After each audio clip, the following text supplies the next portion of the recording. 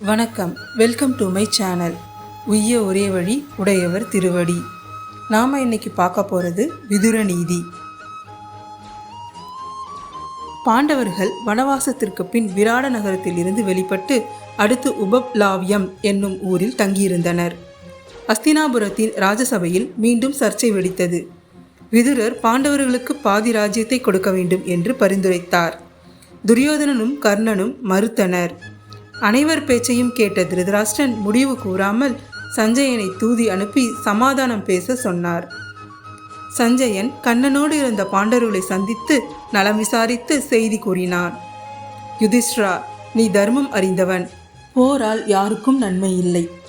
மேலும் ஆச்சாரியர்களான பீஷ்மர், துரோணர், உன் உறவினரான துரியோதனன் முதலானோரை கொல்வது தர்மமாகாது. ஆகவே பங்கு கேட்காமல் நாட்டை அவர்களிடமே கொடுத்துவிட்டு காடு சென்று தவ வாழ்க்கை மேற்கொண்டு புண்ணியம் தேடு என்றார். யுதிஷ்டர் வருத்தத்துடன், சஞ்சயா, நீ சொல்வது உனக்கோ அல்லது இங்கிருக்கும் கண்ணனுக்கோ நியாயமாக படுகிறதா? தர்மத்தின் உருவான விதுரர் சொன்னதை துரியோதனன் மறுத்து அவரை அவமரியாதை செய்கிறான் என்றால் யார் அதர்மத்தின் வழி செல்கிறார் என்று தெரியவில்லையா? நாங்கள் போருக்கு தயார், நட்புக்கும் தயார், ஆனால் ராஜ தர்மத்தை விட்டு கொடுக்க தயாரில்லை என்று கூறினான். உடனே கண்ணன், சஞ்சயா, துரியோதனன் அரசு முழுவதையும் தான் அடைய பேராசை கொண்டுள்ளான். பாண்டவர்கள் பாதி அரசை கேட்கிறார்கள், மீதமுள்ளவர்கள் தர்ம சங்கடத்தில் உள்ளனர். ஆகவே போரை தவிர வேறு வழியில்லை. இருந்தாலும் நானே ஒரு முறை அஸ்தினாபுரம் வந்து சமாதானம் பேசுகிறேன், சென்று வா என்றார். சஞ்சயன் திரும்ப வந்து, திருதராஷ்டிரா, கண்ணனால் காக்கப்பட்ட பாண்டவர்கள் எதற்கும் தயாராக உள்ளார்கள். அவர்களோடு நட்புடன் இருப்பதே உன் குலத்தை காக்கும். சிந்தித்து முடிவெடு. நான் களைப்பாக உள்ளேன். நாளை சபையில் விரிவாக உரைக்கிறேன் என்று கூறி சென்றான். திருதராஷ்டிரனுக்கு அச்சமும் கவலையும் சூழ்ந்தது. அன்றிரவு தூக்கம் வரவில்லை. மன நிம்மதி வேண்டி விதுரரை அழைத்து அறிவுரை கேட்போம் என்று எண்ணினான். விதுரர் சொல்படி மனம் மாறி தர்மத்தின் வழி நடக்க முடியவில்லை. ஒருவேளை தான் விரும்பும்படி விதுரர் மாற்றி சொல்வாரா என்று எதிர்பார்த்தானோ என்னவோ. விதுரர் வந்தார். தர்மத்தையும் நீதியையும் இரவு முழுவதும் விரிவாக எடுத்துரைத்தார். திருதராஷ்டிரன் திருந்தவில்லை. ஆனால் அதன் மூலம் நமக்கு பொக்கிஷமாக விதுர நீதி கிடைத்தது. இனி அதன் விளக்கத்தை பார்ப்போம். திருதராஷ்டிரன் கவலையால் தூக்கம் வராமல் விதுரரை அழைத்து வர செய்தான். உடனே விதுரர் அங்கு வந்து வணங்கி, அரசே, என்னை அழைத்த காரணம் என்ன என்று கேட்டார். விதுரா, எனக்கு மனக்குழப்பம் ஏற்பட்ட போதெல்லாம் நீதான் தெளிவூட்டி இருக்கிறாய். நாளை சஞ்சயன் சபையில் என்ன சொல்வானோ என்று அச்சமாக இருக்கிறது. மங்களமான வார்த்தை சொல்லி எனக்கு ஊக்கம் கொடு என்று வேண்டினார். விதுரர் சிரித்துக்கொண்டே, தன்னை விட பலசாலியோடு பகை கொண்டவன், தன் பொருள் அனைத்தையும் திருடு கொடுத்தவன், எதிலும் பேராசை கொண்டவன், திருடன் ஆகியோரே தூக்கம் வராமல் தவிப்பர். இவற்றுள் நீ எக்காரணத்தால் தவிக்கிறாய் என்று கேட்டார்.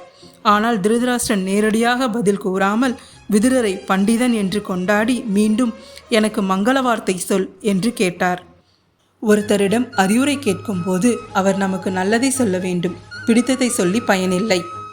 அதாவது நமக்கு கசப்பாக இருப்பினும் நல்லதை சொல்பவர் கிடைப்பதும் கேட்பவர் கிடைப்பதும் அரிது. விதுரர் எந்த கவலையும் இல்லாமல் தர்ம சாஸ்திரம் போதிப்பதையே அறிவுரையாக கூறினார். மன்னா, தர்மபுத்திரர் தயை, தர்ம சிந்தனை, சத்தியம், பராக்கிரம் ஆகியவை கொண்டவர். பெரியவர்களை மதிப்பவர்.